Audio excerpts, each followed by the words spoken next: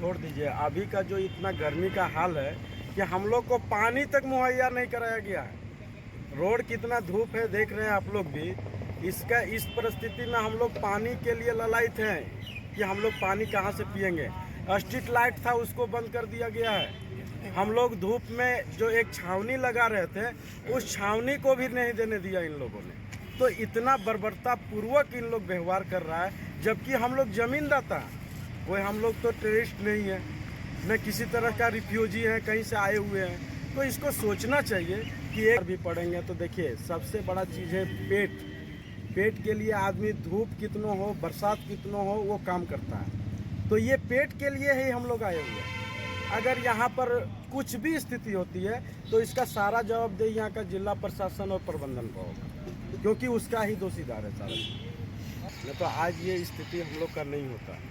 आज जो हम लोग यहाँ बैठ करके खाना जो खा रहे हैं ना रोड में, इसका मेन पर्पस है कि प्रशासन और प्रबंधन आज दोनों का वादा खिलाफी कहा जाए।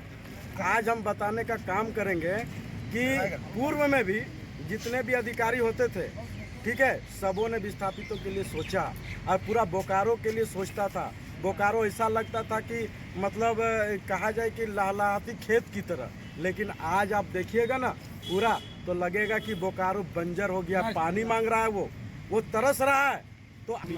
तो हम लोगों ने ये ठान लिया कि अगर यहाँ मेरी मौत भी हो जाती है या लोग यहाँ गोली भी चला देते हैं और मौत हो जाती है, लेकिन हम लोग यहाँ से उठने वाले नहीं। कि आज महारत्न कंपनी के नाम से जाना जाता है, तो सोचिए कि ये विस्थापितों का ही देन है।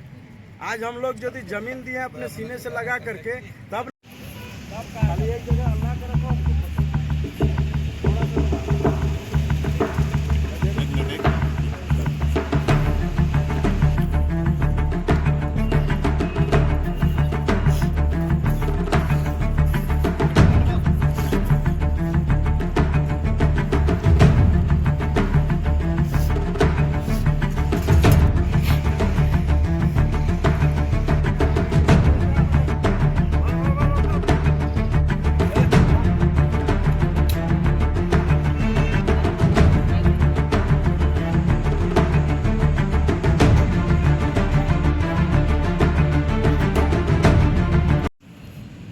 वर्तमान में अभी अपनी हालत देखें तो गर्मी इस वक्त ऐसी है कि अगर इंसान घर पे भी बैठा हो तो भूख मर जा रही है।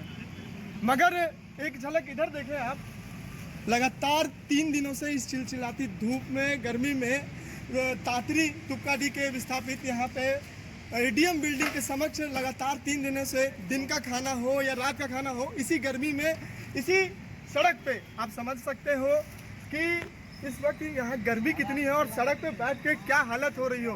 मगर क्या नौबत आन पड़ी है जो लगातार 3 दिनों से यहाँ पे तातरी साहब विस्थापित यहीं पे भोजन कर रहे हैं। नमस्कार, प्रणाम, जोहार। मैं कुमार शुभम, बोकारो रिपोर्ट्स में आप सभी का स्वागत करता हूँ। हमने आपको पहला दिन भी दिखाया था इनके आंदोलन का, जहाँ पे तुपकाडी साहब विस्थापित यहाँ पे अपने नियोजन मुआवजा की मांग के खातिर यहाँ पे एडीएम बिल्डिंग के समक्ष आंदोलनरत थे और अभी तक उनकी वार्ता मुझे लगता है नहीं हुई है, तभी तो अभी तक यहाँ पे वो विस्थापित मौजूद है। और अभी आप देख रहे हैं कि दिन का खाना यहाँ पे चल रहा है। आइए मिलाते हैं यहाँ लोगों से और वर्तमान की हालत को देखते हैं।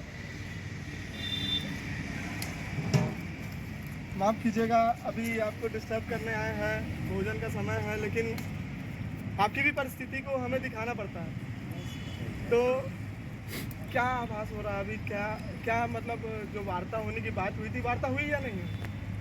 देखिए, पहले तो मैं आपके चैनल को बहुत बहुत धन्यवाद देना चाहता हूँ कि बहुत लोग ईमानदारी पूर्वक लोग जो कष्ट में होते हैं उसको कवरेज करने का काम करते हैं, और हम लोग एक दुखदाई हैं। नहीं तो आज ये स्थिति हम लोग का नहीं होता। आज जो हम लोग यहाँ बैठ करके खाना जो खा रहे हैं ना रोड में, इसका मेन पर्पस है कि प्रशासन और प्रबंधन आज दोनों का वादा खिलाफी कहा जाए, क्योंकि एसडीओ चास की अध्यक्षता में एक लिखित समझौता हुआ था बाउंड्री वाल को लेकर के, जो कनारी मौजा बगलत्ता है, उसमें हम लोगों ने 9 किलोमीटर बाउंड्री वाल देने का काम किया था और वो प्रस्तावित SMS 3 का काम था। भले यहाँ पर नहीं लगा, हम लोगों ने बाउंड्री वाल दे दिया, लेकिन कहीं न कहीं यहाँ का अफसर साहब बोलता है कि आप ही लोग का देन है कि आज SMS 3 नहीं लगा।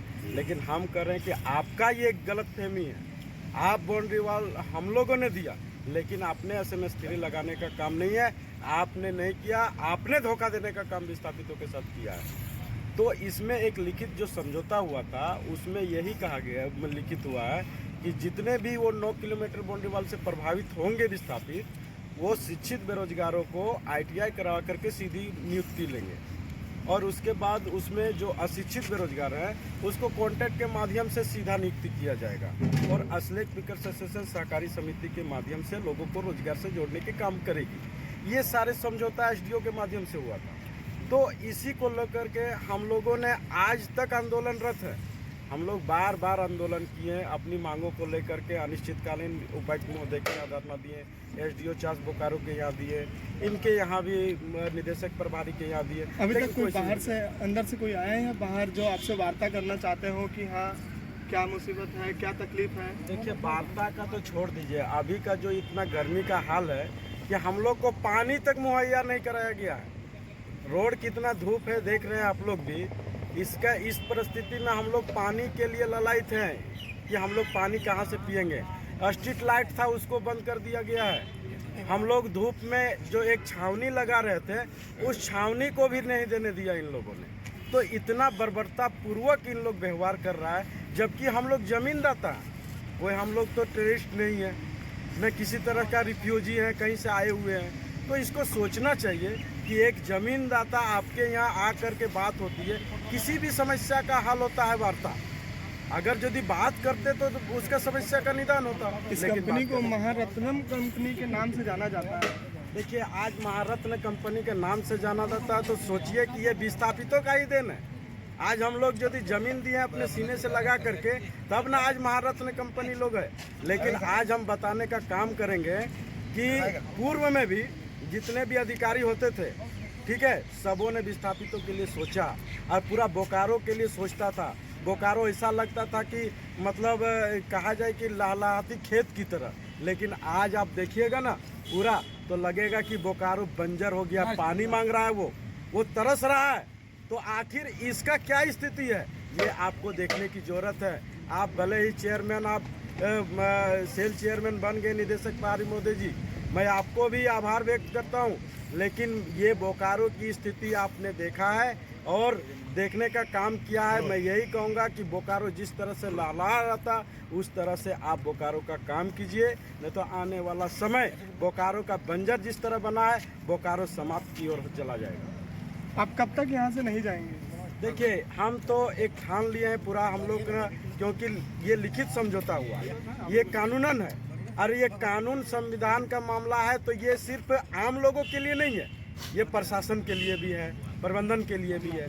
तो हम लोगों ने ये ठान लिया है कि अगर यहाँ मेरी मौत भी हो जाती है, या लोग यहाँ गोली भी चला देते हैं और मौत हो जाती है, लेकिन हम लोग यहाँ से उठने वाले नहीं है। चाहे गोली तो बात की बात है, अभी जो प्रकृति जो प्रकोप दिखा रही है, जो चिलचिलाती धूप है, यहाँ आप बीमार पड़ सकते हैं, लोग बीमार पड़ सकते हैं। देखिए, अगर यहाँ बीमार भी पड़ेंगे तो देखिए, सबसे बड़ा चीज़ है पेट। पेट के लिए आदमी धूप कितनों हो, बरसात कितनों हो, वो काम करता है। तो ये पेट के लिए ही हम लोग आए हुए हैं। अगर यहाँ पर कुछ भी स्थिति होती है तो इसका सारा जवाबदेही यहाँ का जिला प्रशासन और प्रबंधन का होगा, क्योंकि उसका ही दोषीदार है सारा। अभी आपने सुनी बातें यहाँ पे आए विस्थापितों की, अभी और भी लोग हैं, आइए मिलाते हैं इनसे भी, जानते हैं इनकी हालतों को। इतनी गर्मी है, क्या महसूस हो रहा है यहाँ पे? बहुत ज़्यादा गर्मी है, लेकिन हम लोग का पानी तक अभी तक नहीं दिया है। कोई पूछने वाला नहीं आया? कोई पूछने वाला नहीं है। इस चिलचिलाती धूप में आप बीमार पड़ सकते हैं, हाँ। लेकिन यहीं पे आप बैठे हैं। कब तक नहीं जाएंगे यहाँ से? जब तक हमारी मांगों को पूरा नहीं किया जाएगा। जब तक आपकी मांगों को नहीं सुनेंगे तब तक आप नहीं जाएंगे। जी, हम लोग घर में भी जाके काम मरते हैं, उसका यहाँ हम लोग जमीन जो दिए हैं तो अपना हक अधिकार के लिए यहीं एग्जाम दे देगा, नहीं मिलेगा तो हम लोग का हक अधिकार। आप अभी एक की बात कहूँ या सबकी बात कहूँ, सबका यही कहना है कि चाहे हम वहाँ रहें या यहाँ रहें, हालत एक जैसी ही है। वहाँ भूखमरी से मरेंगे तो यहाँ धूप से, गर्मी से, या यहाँ भी भूखमरी से मरेंगे, लेकिन जाएंगे नहीं। जब तक हमारी प्रबंधन बातें नहीं सुनेंगी, हम जाएंगे नहीं। प्रबंधन के लिए भी एक बात है कि चाहे जो भी दोषी हो, ऐसे मरने के लिए किसी को सड़कों पे ऐसी चिलचिलाती धूप में छोड़ना कहीं से भी न्याय नहीं है। आपको भी आना चाहिए बाहर और वार्ता करनी चाहिए, चाहे जो भी हो हल की तरफ देखना चाहिए। और प्रबंधन का क्या रुख रहता है हम आगे आपको दिखाते रहेंगे। देखने के लिए जुड़े रहें बोकारो रिपोर्ट्स के साथ। धन्यवाद।